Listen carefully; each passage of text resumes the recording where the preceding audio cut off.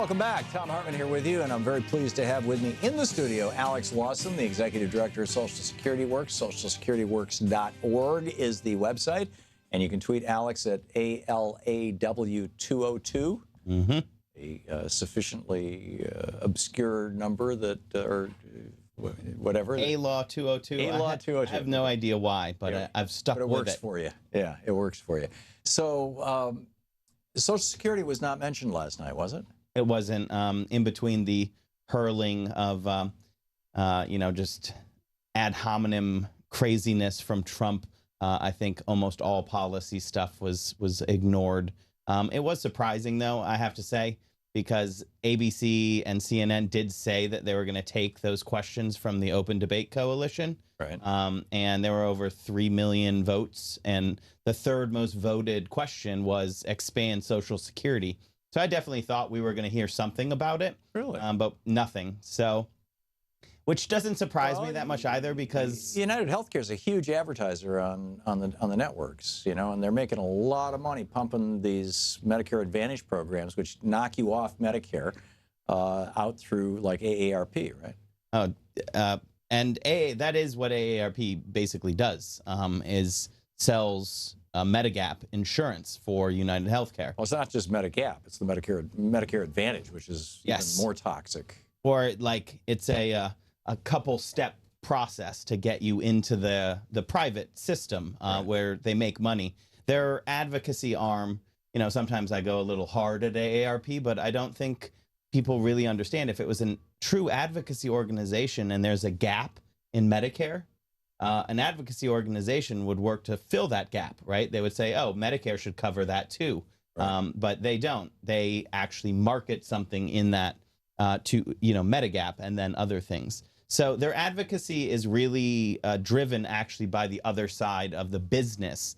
And that's really unfortunate that they're given so much weight as the quote unquote voice of seniors, right? So their campaign this year on Social Security is really the worst. They're doing a better job than Pete Peterson ever did of pushing the crisis framework.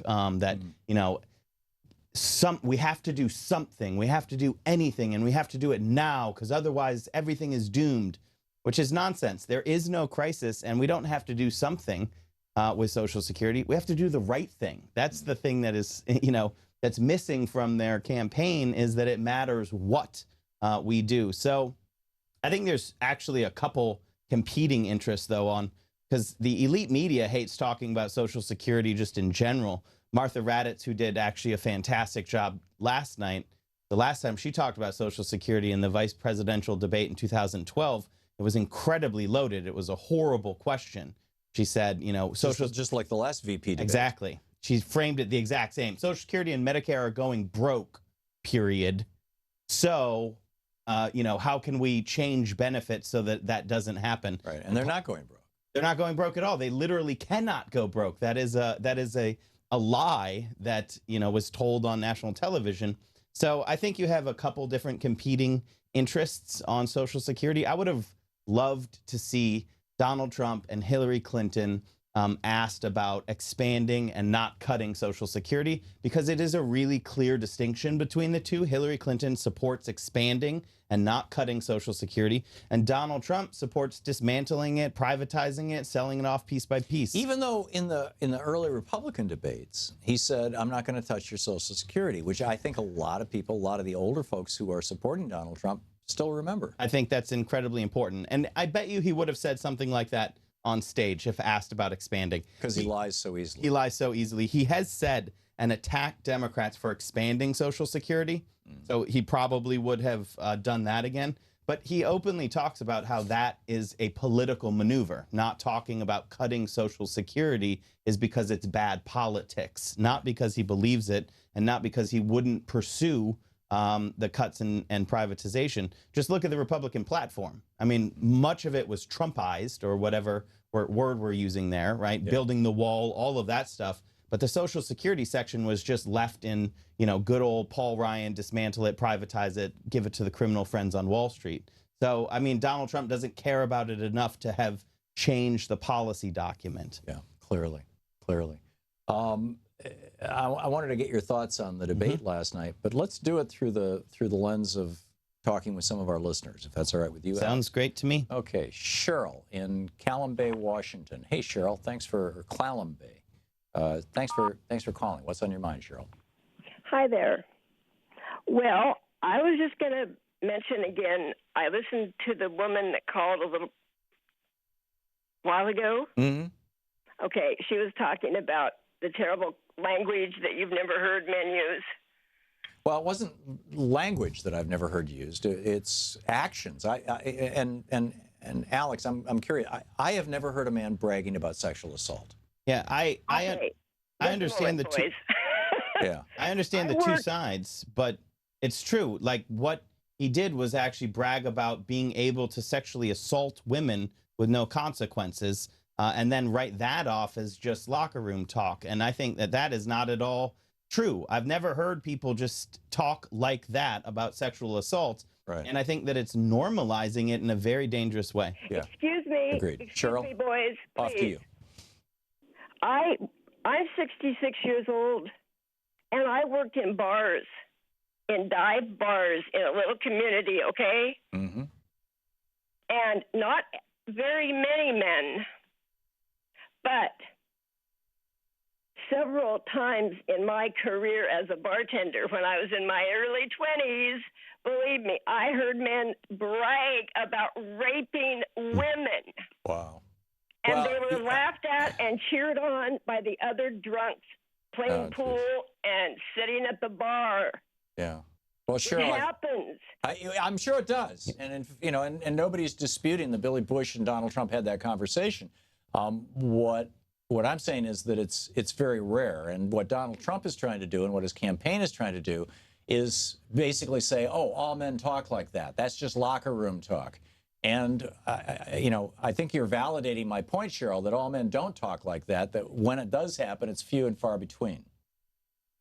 I'm hoping, I'm 66. This happened. I heard this when I was in my 20s, over 40 years ago. Right. I'm saying. I think it's much less acceptable now.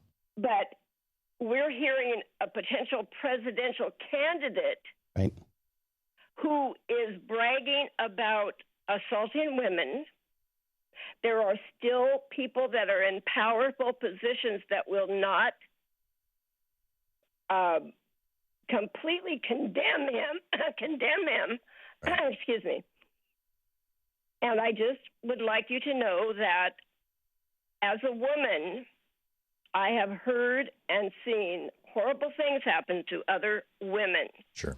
Okay. Then, Cheryl, and also, why doesn't anybody talk about the things he said about his daughter on Howard Stern? Yeah, that was pretty creepy. Cheryl, thank you for the call.